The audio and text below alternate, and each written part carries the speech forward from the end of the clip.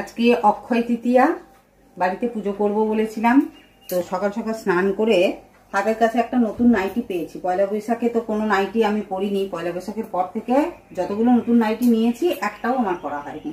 তো কালকে ভাবলাম যে একটা শাড়ি পরেই পুজোর জোগাড় করব, কিন্তু আমার এখানকার অবস্থাটা তো দেখতেই পাচ্ছ, আলমারি যতক্ষণ না আসবে গুছাতে পারবো না। তো যাই হোক, হাতের কাছে একটা নতুন নাইটি পেলাম, তো সেই জন্য এই নাইটিটা পরে নিয়েছি।